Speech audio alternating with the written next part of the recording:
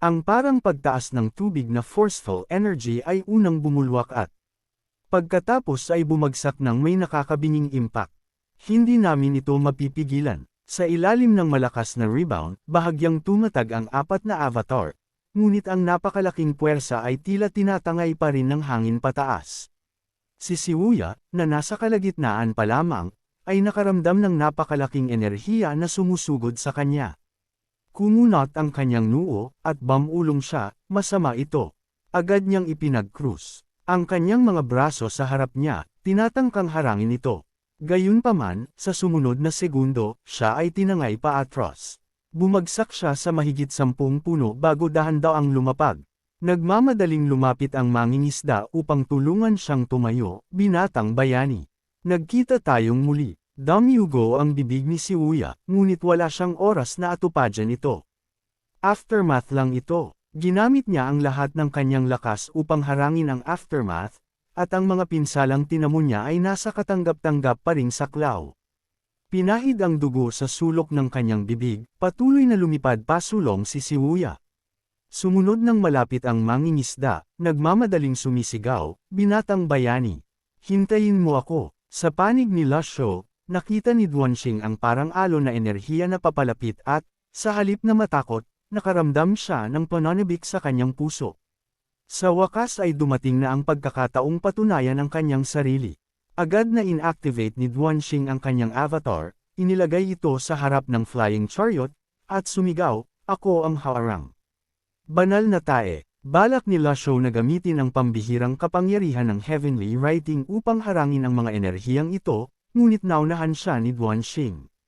Sa isang malakas na pagbagsak, itinulak pa atras ang flying chariot, na umuuga na parang isang bangkang delayag sa mga alon.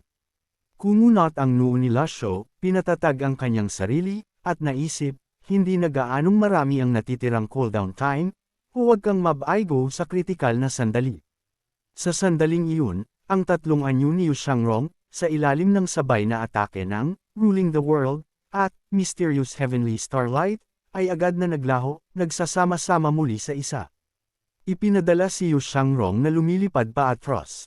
Sa sandaling lumipad siya paatras, inihagis niya ang longevity sword mula sa kanyang kamay. Si Yu Zhenghai, sa gitna ng kanyang pagsabog, ay wala nang natitirang lakas upang lumaban at galit lamang na nakatingin, desperadong tinatangkang umiwas sa gilid. Gayunpaman, sa isang swoosh, bahagyang tinamaan pa rin ng longevity sword ang kanyang balikat at pagkatapos ay tumama ng diretso sa lupa. Kasabay nito, tumama rin ang jade blade sa lupa ng may thud. Hamuupo ang eksena, biglang huminto ang labanan, at tumahimik ang lahat. Pagkatapos ng tila mahabang panahon, parehong tumayo ang dalawa at muling nagkaharap mula sa malayo. Hindi na sila nagpatuloy sa paglaban, hindi papayagan ng kanilang likas na pagmamalaki na sila ay maglaban sa gayong magulong estado. Tumulo ang dugo mula sa sulok ng bibig ni Yu Shangrong, at ang balikat ni Yu Zhenghai ay may bahid ng dugo. Pagkatapos ng ilang sandali ng katahimikan, walang nagsalita. Parehong tumawa ang dalawa. Si Yu Zhenghai ang unang bumasag sa katahimikan. Returnang, I enter the three souls, kulang pa rin pala ng kaunting asensya.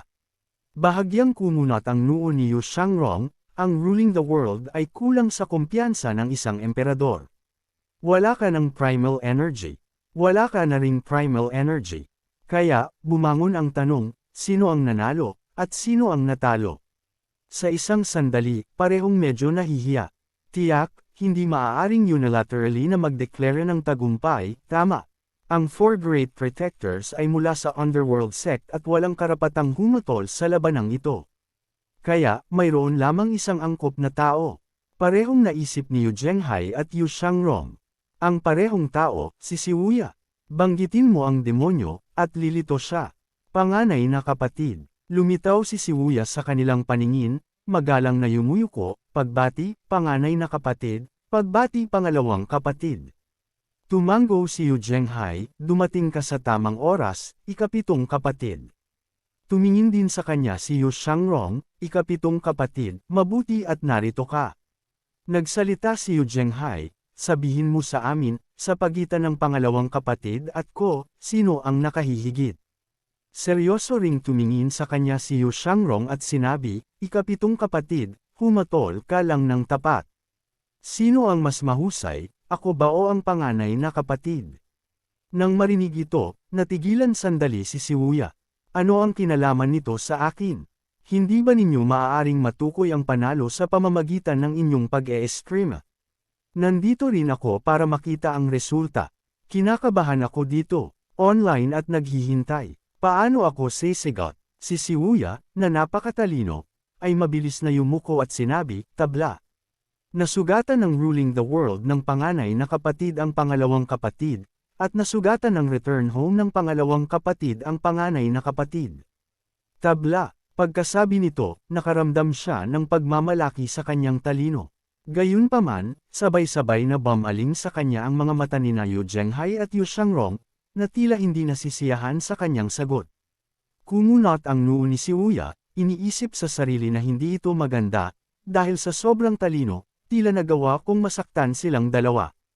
Nagsalita si Yu Zhenghai sa hindi nasisiyahang tono, "Kung gayon, maglalaban tayo sa ibang araw." Tumugon si Yu Shangrong, "Hindi ako makahihiling pa. Dapat magkaroon ng panalo sa pagitan ko at ng panganay na kapatid." Pagkatapos, si Yu Zhenghai, dala ang Jade Blade, ay lumipad pabalik sa malaking karwahe, habang ibinalik din ni Yu Shangrong ang Longevity Sword sa kaluban nito sa kanyang likod. Nadama ni Siwuya na may mali, ngunit wala siyang masabi, kaya wala siyang nagawa kundi ang walang magawang panuurin ang pag-alis ng panganay na kapatid. "Pangalawang kapatid, ayos ka lang ba?" Nag-aalangan niyang tanong, nararamdaman na tila may kakaiba rin kay Yu Shangrong. "Ayos lang ako," ngumiti si Yu Shangrong, tumitingala sa malaking karwahe sa langit, at sinabi, "Tingnan mo." Sinundan ni Siwuya ang kanyang tingin, ngunit walang napansing kakaiba, hindi sigurado kung ano ang ibig sabihin ng pangalawang kapatid. Nagpatuloy si Yu Shangrong, "Ang panganay na kapatid ay nayanig sa akin, matigas lang siyang nagpipigil. Anong magagawa ko, bilang nakababatang kapatid? Pinuprotektahan ko lang ang kanyang mukha." Nang marinig ito, nag-aalalang sinabi ni Siwuya, "Naiintindihan ko, kaya pala ang pangalawang kapatid ang mas mahusay." Bahagyang ngumiti si Yu Shangrong, "Isinasantabi ito, wala iyon." Samantala, bumalik si Yu Zhenghai sa Flying Chariot. Sabay-sabay na yumuko sina Hua Chongyang at ang iba pa, maligayang pagdating sa pinuno.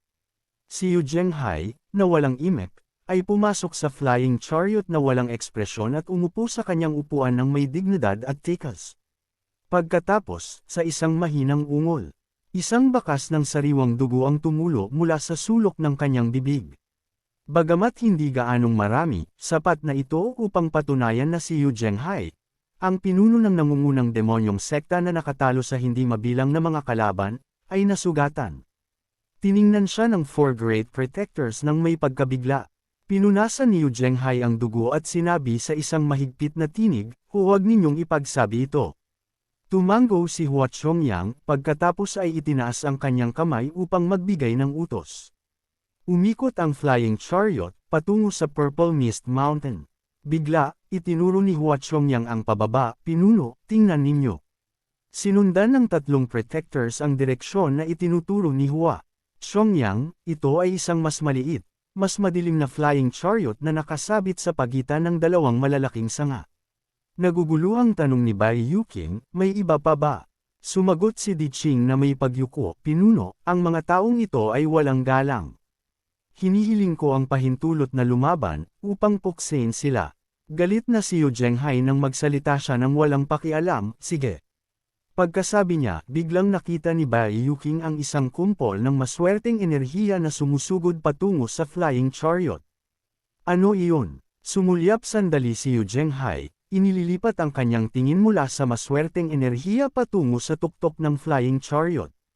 Sa pangkalahatan, mas mataas ang kapangyarihan ng isang cultivator, mas malakas ang kanilang paningin sa mga kondisyon na walang sagabal.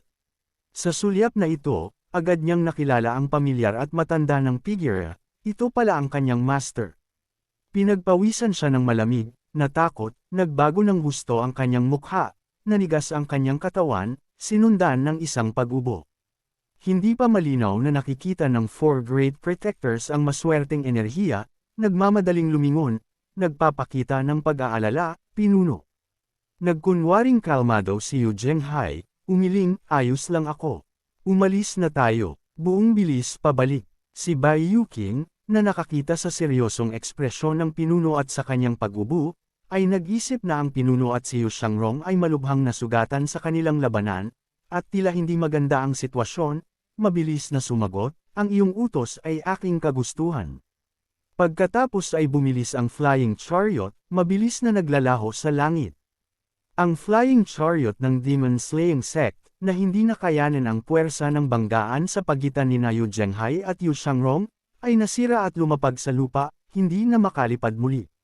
Si Duanxing, na natakot, ay namutla ang mukha, mabilis na yumuko upang humingi ng tawad, Elder Senior, patawarin ninyo ako. Wala akong kakayahan. Walang magawang tumingin si Lasho sa magulong paligid, balisa ang kanyang puso na parang nagbibilang ng mga segundo. Tumangala siya patungo sa malayo, ang flying chariot ay mabilis na umaalis, na may mas mababa sa 10 minuto na natitira sa timer.